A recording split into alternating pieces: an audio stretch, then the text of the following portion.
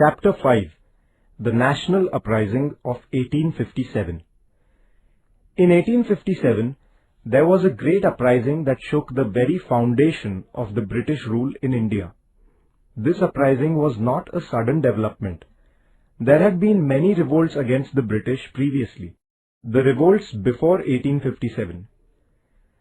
Wherever the British had established their power in India, people had to suffer the ill effects of British governance. Therefore, they rose against the British.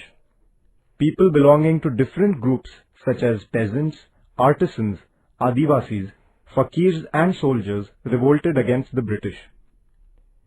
Peasants were exploited during the East India Company's rule. Therefore, there was a deep discontent amongst them. In the period from 1763 to 1857, the peasants in Bengal rose in rebellion under the leadership of the sannyasis first and later that of the fakirs. Similar revolts took place in Gujarat, Rajasthan and South India as well. The Adivasis and the forest-dwelling tribes in India also challenged British power. The British laws had deprived them of their right to earn a livelihood from the forest wealth. The Kolams of the Chota Nagpur region, the Gonds of Odisha, the Kolis, Bhils and the Ramoshis of Maharashtra revolted against the British. The Santhals in Bihar rose in rebellion on a very large scale. For several years, the British had to undertake military campaigns to suppress their revolt. The uprising of Umaji Naik in Maharashtra was also very fierce. He organized the Ramoshis and revolted against the British. He issued a proclamation making an appeal to the people to fight against the British and to overthrow their rule. He was hanged in 1832. The Gadkaris in the Kolhapur region and the Fond Sawants in the Konkan revolted against the British. Before 1857, some landlords, princes and rulers in different parts of India had also risen against the British repression. The Indian soldiers in the British Army had also revolted against their officers time and again. Two of these revolts, one at Vellore in 1806 and the other at Barakpur in 1824, were of a very intense nature. All these revolts against the British were of a localized character and isolated ones. Therefore, the British could suppress them.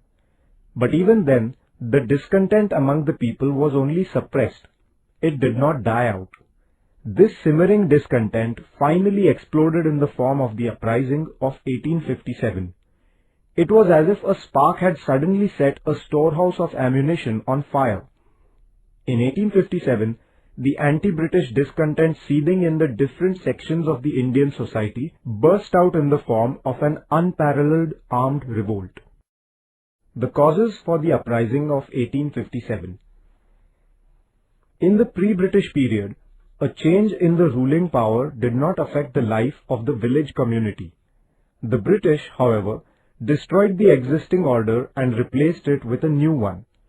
This created a feeling of instability and insecurity in the minds of the Indians. This feeling grew with time. Economic causes. Because of the new revenue system introduced by the British, the peasants were impoverished. Indian industries were ruined due to the British trade policy. Many artisans lost their livelihood. They developed a strong resentment against the British. The soldiers who were in the service of the princely states became jobless when the British brought these states under their possession. These soldiers, too, became strong opponents of the British. Social causes. The British rulers interfered in many traditions and customs in the Indian society. They made acts like the Sati Prevention Act and the act allowing widow marriages. People thought that the alien government was trying to destroy their way of life by passing such acts. They resented it. Political causes. From 1757 onwards, the British had destroyed many Indian kingdoms. Between 1848 and 1856, Lord Dalhousie abolished many more states. He dethroned the Nawab of Awadh under the pretext of mismanagement and took possession of his princely state. He abolished the princely states of Satara, Jhansi, Nagpur, and others by rejecting the right of inheritance of the adopted sons of the rulers. He stopped making annual payments to the successors of some of the deposed kings. All this resulted in the spread of a great discontent among them. Discontent among the Indian soldiers. The British officers treated their Indian soldiers with contempt. No post higher than that of a subedar was ever given to them. Indian soldiers were paid less salary than their white counterparts. The allowances initially paid to them were also reduced gradually. On account of many such reasons, the feeling of discontent among the Indian soldiers grew stronger. The immediate cause. In 1856, the British gave the Indian soldiers long-range Enfield rifles and a new type of greased cartridges to be used in them. The soldiers had to bite open these cartridges.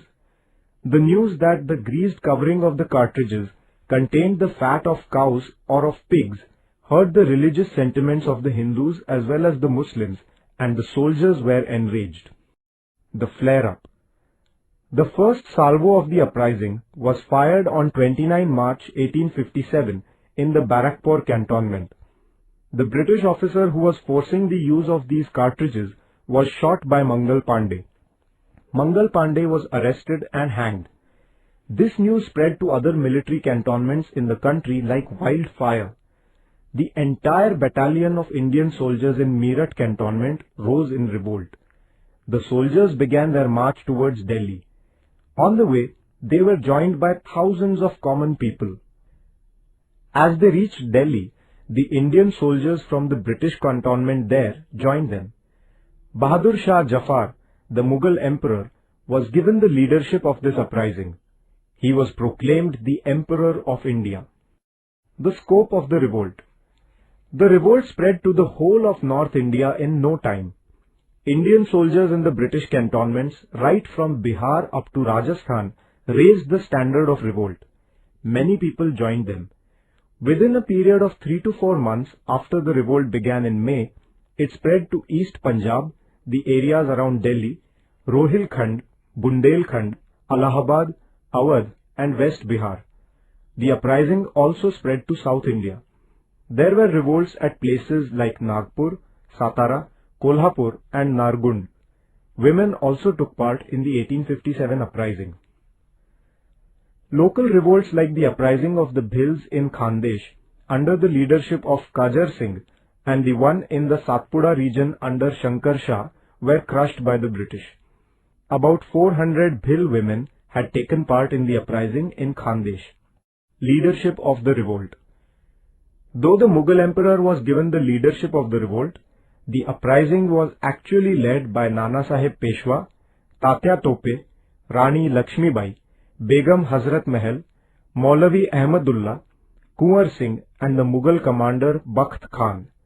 The intensity of the uprising was greater in Delhi, Kanpur, Lucknow, Jhansi and the West Bihar regions. Bakht Khan shouldered the responsibility of defending Delhi. The British concentrated all their might on capturing Delhi. They captured Delhi in September 1857. They arrested Bahadur Shah and killed his sons. Nana Sahib Peshwa and Tatya Tope led the revolt in the Kanpur region. Rani Lakshmibai of Jhansi proclaimed the independence of Jhansi and went to war against the British. Kunwar Singh, the landlord of Jagdishpur in Bihar, himself took up arms against the British. In Rohilkhand, Maulavi Ahmadullah inspired the people to rise against the British. Suppression of the uprising. The rebels and their leaders fought against the British, putting their own lives at stake. But the British soon overcame the initial shock of the sudden uprising. Within the next 6 months, the picture began to change. The British recaptured most of the important places they had lost. Rani Lakshmibai, Kunwar Singh and Ahmadullah lost their lives on the battlefield. Bahadur Shah was put in prison at Rangoon. Nana Sahib and Begum Hazrat Mahal took asylum in Nepal. Tatya Tope continued his fight against the British for more than 10 months. However, due to treachery, he fell into the hands of the British. The British then hanged him. Thus, the British had suppressed the uprising ruthlessly by the end of 1858. The nature of the uprising. The uprising of 1857 began as an outburst of the discontent of the Indian soldiers. Later, common people like peasants, artisans and craftsmen also joined the rebellion. Landlords, princes and members of royal families also joined the revolt. It was a great armed struggle of the Indians to free themselves from the oppressive domination of the British. Hindus, Muslims, members of various castes and tribes, the nobility and the common people all took part in the uprising.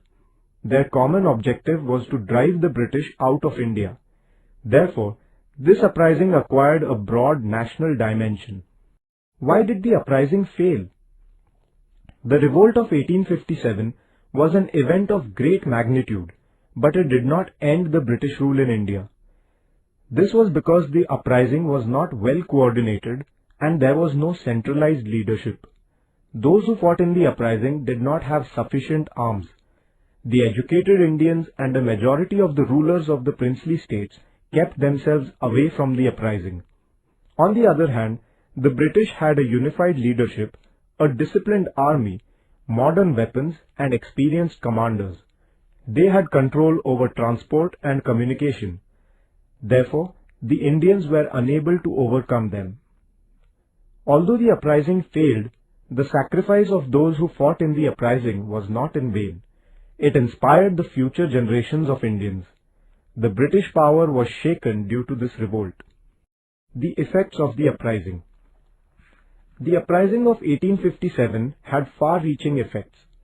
The rulers in Britain realized that the uprising was the result of an intense feeling of discontent against the British among the Indians. They were convinced that the British power in India was not safe in the hands of the East India Company. Therefore, in 1858, they passed the Act of abolishing the rule of the East India Company in India. The British Parliament took charge of the affairs of India. Queen's Proclamation. In November 1858, Queen Victoria of England issued a proclamation addressing the Indian people. She declared that the Indian people were her subjects and that no discrimination would be made amongst her subjects on account of race, religion, caste or place of birth, and further that the government jobs would be given strictly according to merit. She also promised that the government would not interfere in the religious matters of the Indians. The proclamation also promised that all treaties made with the Indian princes would be honored and no state would be annexed in future. The reorganization of the British Army. The British Army in India was reorganized. The number of European soldiers and officers in the army was increased. Indian battalions were rearranged on the basis of caste. The control of the artillery was placed entirely in the hands of the British officers. The objective behind all this was to prevent Indian soldiers from coming together and rising in rebellion once again. Change of policy.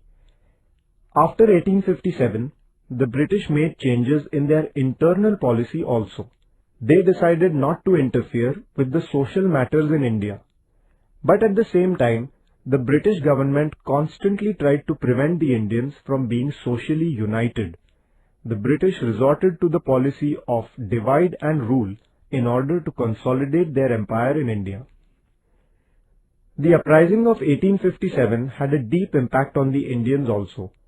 In place of regional loyalties, there began to emerge a national spirit. Since all the ways of fighting the British had failed, Indians began to realize the need to look for new ways.